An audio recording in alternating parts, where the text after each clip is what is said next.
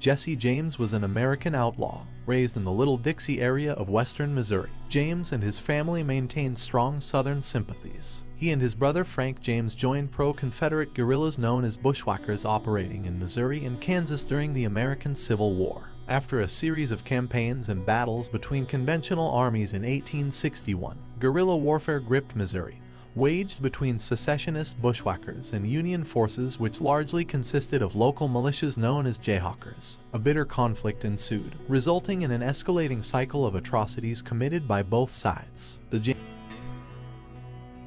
James family sided with the Confederates at the outbreak of war. Frank James joined a local company recruited for the secessionist Drew Lobb's army and fought at the Battle of Wilson's Creek in August 1861. He fell ill and returned home soon afterward. In 1863, he was identified as a member of a guerrilla squad that operated in Clay County. In May of that year, a Union militia company raided the James farm looking for Frank's group.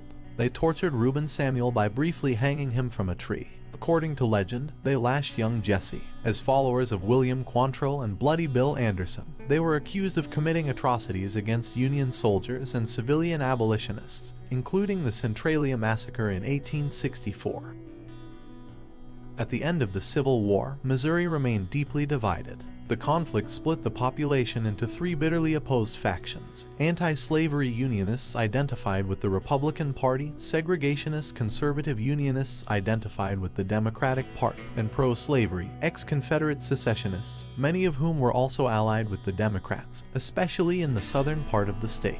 The Republican-dominated Reconstruction legislature passed a new state constitution that freed Missouri's slaves. It temporarily excluded former Confederates from voting, serving on juries, becoming corporate officers, or preaching from church pulpits. The atmosphere was volatile, with widespread clashes between individuals and between armed gangs of veterans from both sides of the war. Jesse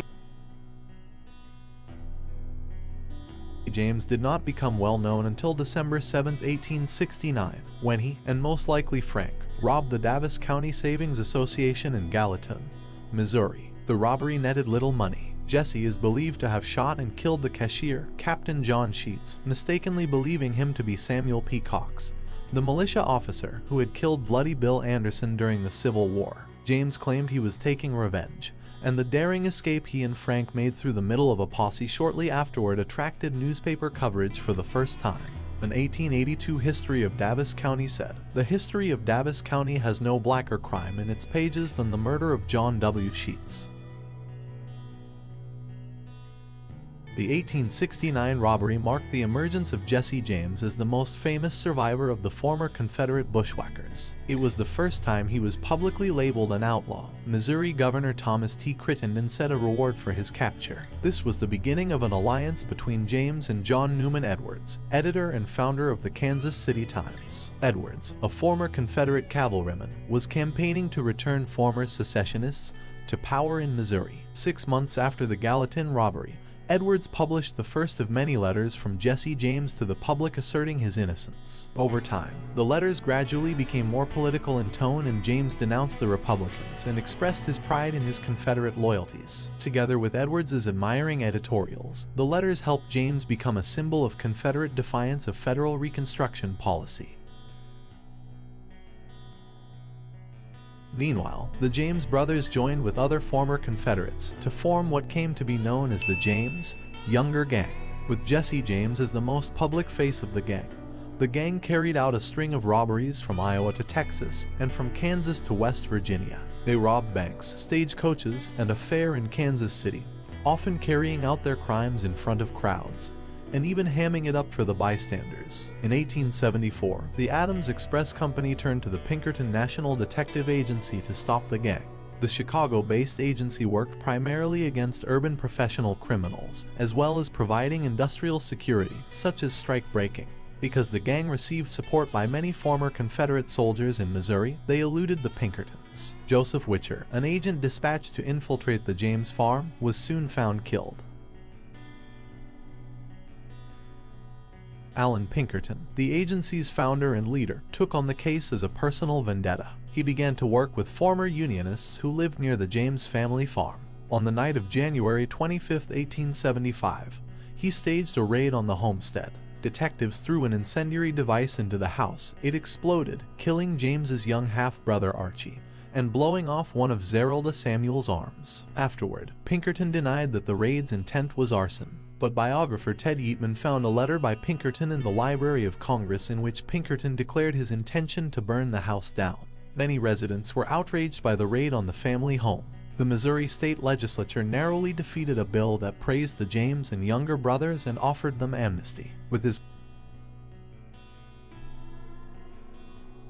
gang nearly annihilated, James trusted only the Ford brothers, Charlie and Robert. Although Charlie had been out on raids with James, Bob Ford was an eager new recruit. For protection, James asked the Ford brothers to move in with him and his family. On April 3, 1882, after eating breakfast, the Fords and Jesse went into the living room before traveling to Platte City for a robbery. James walked across the living room and laid his revolvers on a sofa. He turned around and noticed a dusty picture above the mantel and stood on a chair to clean it. Robert Ford drew his weapon and shot the unarmed Jesse James in the back of the head. James's 2 previous bullet wounds and partially missing middle finger served to positively identify the body. The death of Jesse James became a national sensation. The Fords made no attempt to hide their role. Robert Ford wired the governor to claim his reward. Crowds pressed into the little house in St. Joseph to see the dead bandit. The Ford brothers surrendered to the authorities and were dismayed to be charged with first-degree murder. In the course of a single day, the Ford brothers were indicted, pleaded guilty, were sentenced to death by hanging, and were granted a full pardon by Governor Crittenden. The governor's quick pardon suggested he knew the brothers intended to kill James rather than capture him. The implication that the chief executive of Missouri conspired to kill a private citizen startled the public and added to James's notoriety.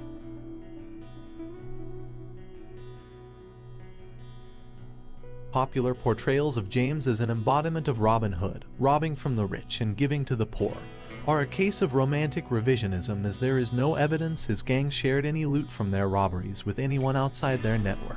Scholars and historians have characterized James as one of many criminals inspired by the regional insurgencies of ex-Confederates following the Civil War, rather than as a manifestation of alleged economic justice or of frontier lawlessness. James continues to be one of the most famous figures from the era, and his life has been dramatized and memorialized numerous times. Already a celebrity in his lifetime, James became a legendary figure of the Wild West after his death.